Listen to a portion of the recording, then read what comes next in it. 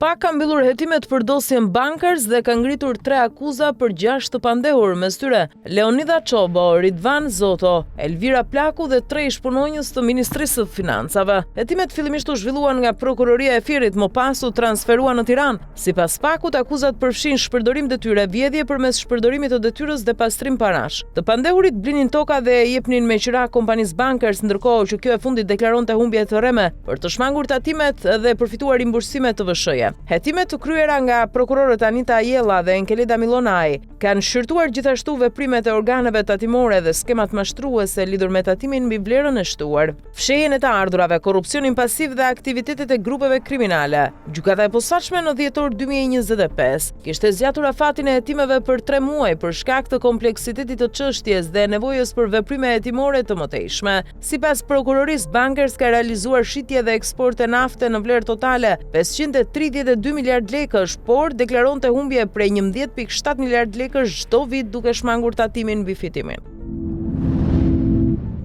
Gjykata e posaçme ka vendosur të kalojë për gjykim një pjesë të dosjes revanshi ku përfshihen 7 të pandehur, mes tyre emra të njohur të botës së krimit dhe ish zyrtar policie. Ndërkohë një tjetër pjesë e dosjes vijon për rreth 20 persona ende në kërkim. Sipas hetimeve të SPAK, të pandehurit në kohë të ndryshme kanë planifikuar apo tentuar të vrasin njëri tjetrin duke krijuar një rrjet kompleks përplasjesh dhe bashkëpunimesh kriminale. Në qendër të dosjes është Durim Bami, i ekstraduar nga Dubai, akuzuar për organizim vrasjesh, drejtim grupi kriminal dhe kultivim kanabisi. Ai dyshohet se kishte kërkuar eliminimin e ish-deputetit Arben Doka, ndërsa edhe vetë ishte objekt atentatesh. Pjesë e hetimeve janë edhe tentativa për vrasje, role vëzhgimi dhe bashkëpunimi për eliminime fizike, si edhe trafik droge drejt vendeve të Bashkimit Evropian.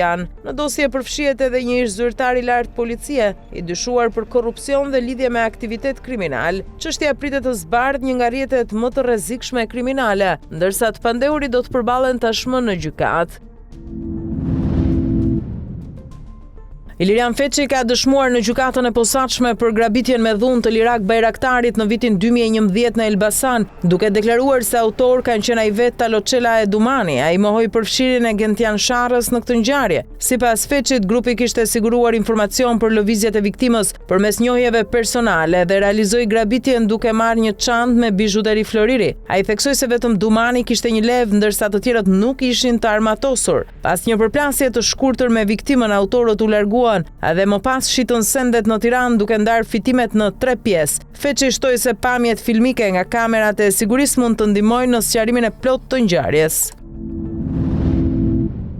Policia ka identifikuar dhe arrestuar Fation Rikën, 32 vjeç, si autorin e dyshuar të shpërthimit me tritol të automjetit të oficerit të krimeve Gentian Gjeta në lagjen Beslidhja të Lezhës. Ngjarja e ndodhur 2 ditë më parë. I arrestuari nuk ka pranuar autorsinë, ndërsa dyshohet se mund të ketë vepruar kundrejt pagesës për persona të tjerë. Rika u kap në fshatin Zhej kur bin duke lëvizur me ciklomotorin e përdorur në ngjarje. Ai rezulton me precedent penal në Itali për vjedhje me armë. Gjatë kontrollit në banesë, policia ka sekuestruar një armë gjahu pa leje dhe ka nisur procedim penale dhe ndaj babait të tij, 66 vjeç. Hetimet të finalizuara përmes operacionit dhe vëzhgimeve nga pamjet filmike vazhdojnë për identifikimin e personave të tjerë që mund të kenë bashkëpunuar në kryerjen e këtij krimi. Ciklomotori dhe arma e gjahut janë sekuestruar si prova materiale. Hetimet për shpërthimin me tritol të automjetit të Oltion Klosit më 10 mars në Tiranë kanë zbuluar se atentati ishte porositur nga Saban Nuzi në emër të personave të tjerë me konflikte ndaj 36 vjeçarit. Borxhi prej 15.000 eurosh i lidhur me humbjen në një ngarkesë droge në Gjermani u përdor si motiv për kryerjen e sulmit. Personi që vendosi tritolin në automjet është Jurgen Gjonaj, i cili pranoi kryerjen e shpërthimit për të shlyer borxhin. Policia arrestoi gjithsej 7 persona. Jurgen Gjonaj, Renato Balla, Kristian Amerama dhe Eklips Leti për shkatrim të pronës me eksploziv në bashkëpunim. Dhe Glentian Kojtari, Dorian Hamolli e Geri Smolla për përkrahje të autorit të krimit. Zbardhja e ngjarjes u mundsua fal gjurmimit të një biçiklete të përdorur nga autori, e cila u gjetë fshehur në Laprak. Hetimet vazhdojnë për të identifikuar personat që mund të kenë porositur ose organizuar shpërthimin. Prokuroria e Korçës po vijon hetimet për rastin e hyrjes së paautorizuar në burgun e sigurisë së lartë në Drenov, ku në qendër janë ish drejtori Fatjon Fasho dhe ish shefi i policisë së burgut Sokol Kaçoli. Në këtë çështje është përfshirë edhe modelja e Kosovës Ziza Pajaziti, e cila prej afro një viti nuk është gjetur nga autoritetet. Sipas hetimeve, më 12 qershor 2025 ajo arriti të hyjë në burg duke u paraqitur si bashkëshortja e një të dënuarit tjetër, por në fakt zhvilloi një takim me Laer Taxhiun, i dënuar me burgim të përjetshëm për vrasje. Prokuroria ka kërkuar informacion për adresën e saj në Tiranë me qëllim dërgimin e një fletëthirje për ta marrë në pyetje dhe për të sqaruar rrethanat e hyrjes në institucion. Deri tani nuk ka persona të marrë të pandehur për shpërdorim detyre, ndërsa hetimi ka nisur pas kallëzimit të bërë nga Drejtoria e Përgjithshme e Burgjeve. Autoritetet po verifikojnë përgjegjësitë për lejimin e takimeve të tilla me të dënuar me burgim të përjetshëm.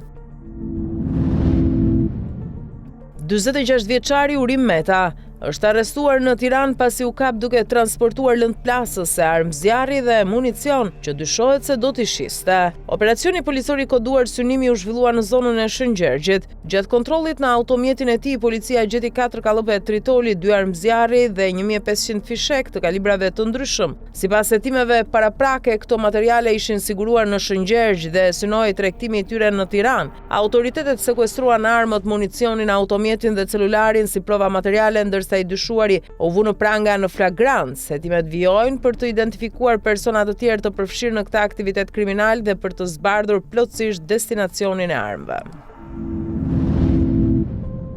Një aksident i rënd me pasojë vdekjen është regjistruar në Tiranë, ku një drejtuese motori ka humbur jetën pas përplasjes me një autobot ujë të UKT-s në zonën e njohur si Ishe Ekspozita. Sipas të dhënave paraprake, viktima ka ndërruar jetë në vendngjarje për shkak të plagëve të rënda të marra nga përplasja. Drejtuesi i autobotit është ndaluar nga policia. Rrethanat e aksidentit ende nuk janë të qarta, ndërsa autoritetet po hetojnë për të zbardhur plotësisht dinamikën dhe shkaqet e kësaj ngjarje tragjike.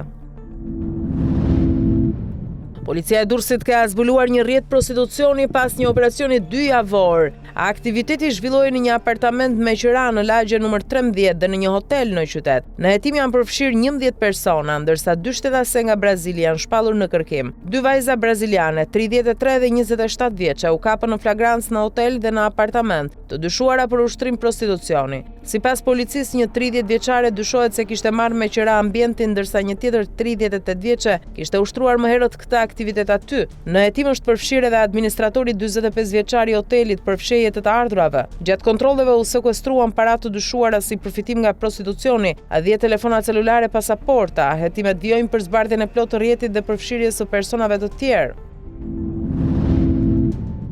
Gjatë 12 orëve të fundit, shërbimet e policisë kufitare në Muriqan kanë evidentuar dhe goditur 2 raste të paligjshmërisë. Në hyrje të Shqipërisë, një shtetas polak, 49 vjeç, u procedua penalisht në gjendje të lirë pasi u gjetën të padeklaruara 30.000 euro në trup dhe 8.000 euro në çantën e dorës. Në një rast tjetër, specialistët për hetimin e narkotikëve arrestuan në flagrancë 2 shtetas shqiptar, 42 dhe 32 vjeç, banues në Tiranë. Kontrolli i automjetit të tyre në dalje të territorit zbuloi 8 qese me lëndë narkotike kanabis, e cila u sekuestrua si provë materiale. Hetimet paraprake tregojnë se droga dyshohet se ishte blerë në Gjermani.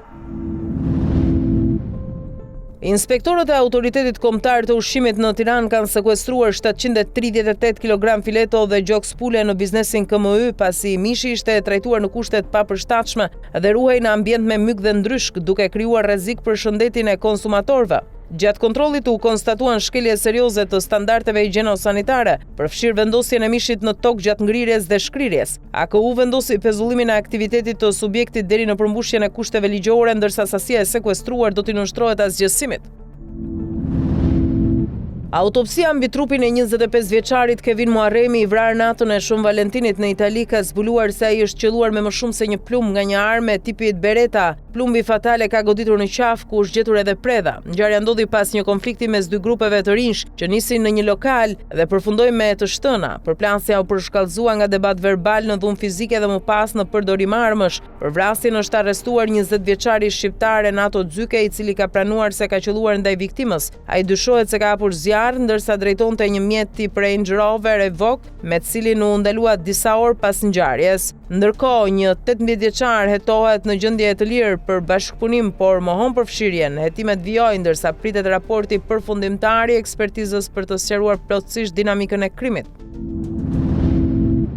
Një 43 vjeçar shqiptar është arrestuar në Itali i dyshuar për tentativë vrasje ndaj bashkëshortes së tij pas një historie dhune të vazhdueshme. Ngjarja ndodhi në zonën e Materës, ku ai e sulmoi gruan me një hanxhar mishi duke i shkaktuar plagë të rënda në qaf. Gruaja, nënë e 3 fëmijëve, kishte kërkuar ndarjen dhe ishte larguar nga banesa për shkak të dhunës fizike dhe psikologjike duke u strehuar në Novosiri.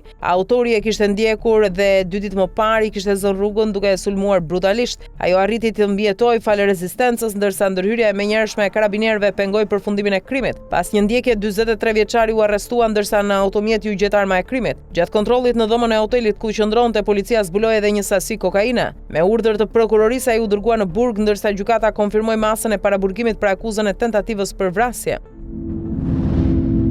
Një shqiptar i kërkuar për trafik kokaine është ekstraduar nga Barcelona drejt autoriteteve italiane pasi fshihej në Spanjë që nga viti 2024. Ai ishte pjesë e një grupi kriminal që operonte në Padova, ku 4 anëtar të tjerë, 3 shqiptarë e 1 rumun u arrestuan gjatë operacionit. Grupi kishte ngritur një rrjet shpërndarje droge me klient në Padova dhe provincat përreth përfshir Vicenzën dhe Trevizon, duke trafikuar rreth 5 kg kokainë gjatë një periudhe 18 mujore. Operacioni nisi në vitin 2024 me arrestimet e para dhe sekuestrime para automjetesh. Autoritetet vijojnë hetimet për dokumentimin e plotë të aktivitetit të grupit dhe për të zbuluar të gjithë rrjetin e shpërndarjes.